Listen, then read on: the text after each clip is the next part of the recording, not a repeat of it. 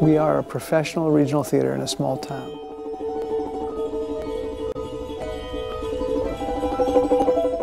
It's a very tough business to be in. And we've been very successful, and yet it's a struggle every year. We say that if you give us 2 hours, we'll affect you in some way. We'll either make you laugh, we'll challenge you, we might make you think, we might make you cry, but we will take you out of your existence for a couple of hours and with our story show you an aspect of humanity you may not have thought about prior to coming.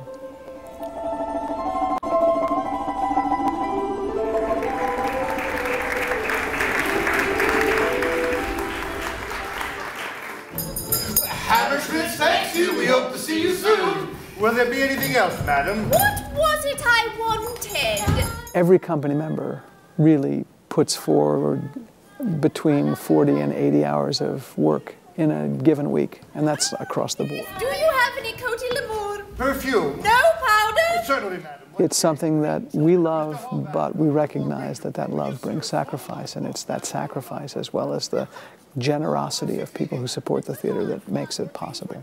May I recommend the large one, madam? It's more than twice the amount at quite a saving. You'll fare much better with the larger size, madam. Young man, I'm in rather a hurry. I am so sorry, madam. Will there be anything else? Show me. There are lots of props and pretty costumes and a set behind me. It's the actor and the transformative power of the actor that we try to bring to performance and to our audience. And over time, the audience has grown to really accept this aesthetic and embrace it really fully. It's been great. Will you please pay the cashier, madam, and thank you so much for your understanding.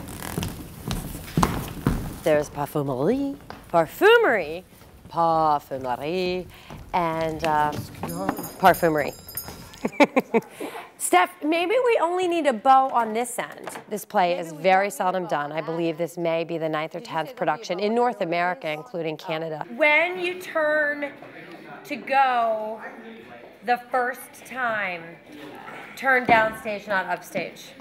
There are multiple story levels within the show, but the main story is 2 shop clerks who bicker and argue and they just can't stand each other, and it turns out that for a year and a half they've been corresponding, writing anonymous love letters to one another.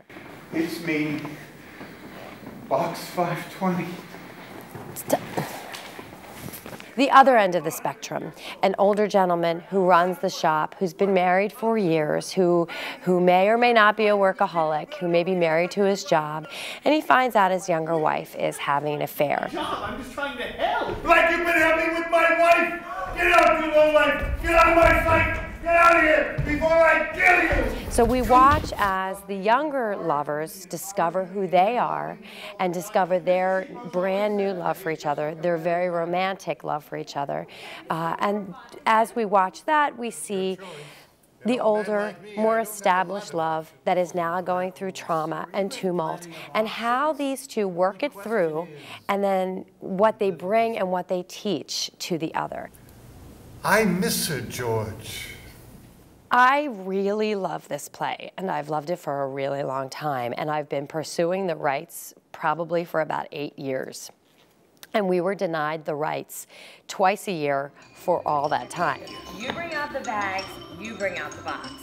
There are ups and downs to loving a play that much, and then finally seeing it on stage and then not being in it and having to walk away from it is a very different experience for me. So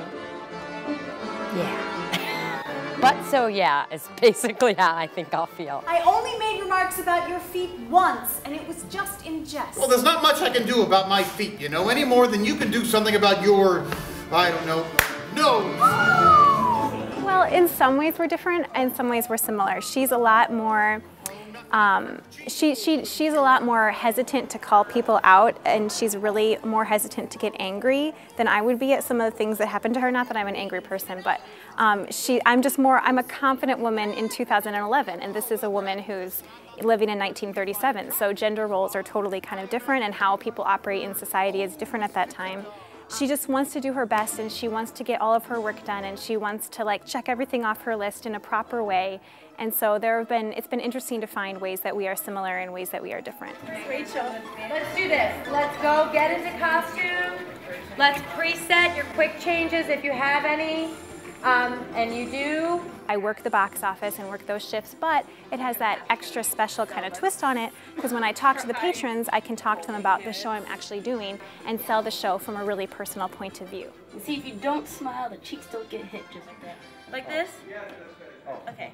Well, this is a wonderful opportunity, the Commonweal Theater being a resident ensemble. It's a chance to kind of be in one place and work with a group of people over a long period of time, as opposed to kind of being in a larger city where maybe you're constantly searching for the next job. I really fell into this wonderful opportunity. I came here thinking it was just another theater in another town, and I'd be here for a little bit, and I would move on. It is middle of winter. I'm guessing long johns or probably... I mean, I have a home here. My wife, who works for the company, we met here and married, and we have a young son who's at home right now. And it's kind of as actors, they tell you can't have those things because you have to move around so much, you have to make so many sacrifices for your career. But this has proven to be such a special community, such a special theater company, that I've been able to have those things that you say you can't have.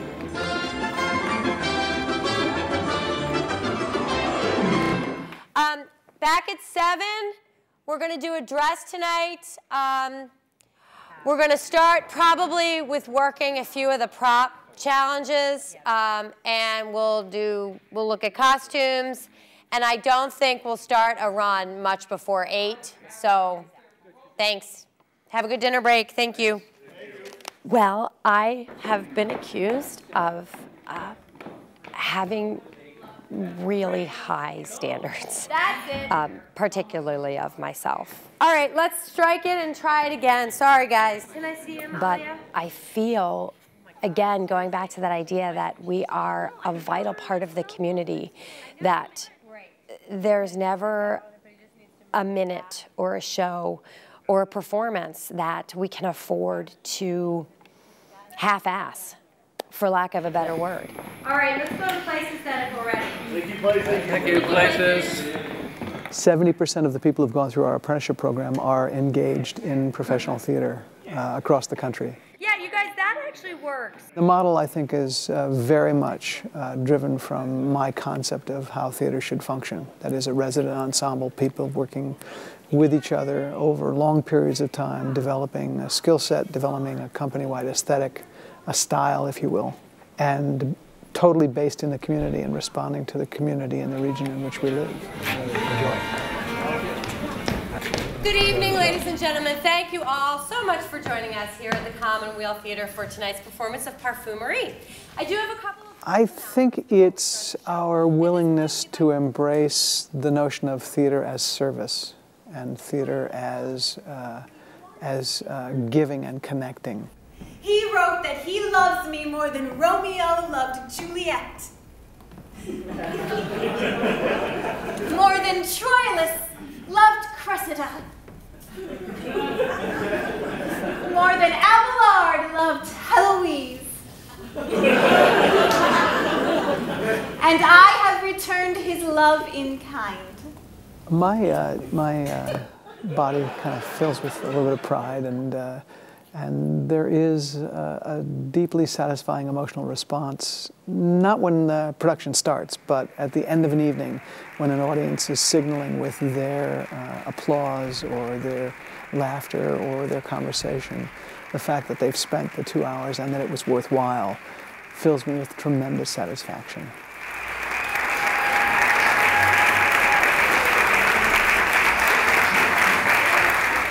I've committed to the board and to the community to be here for as long as they'll have me, so I'm not going anywhere anytime soon.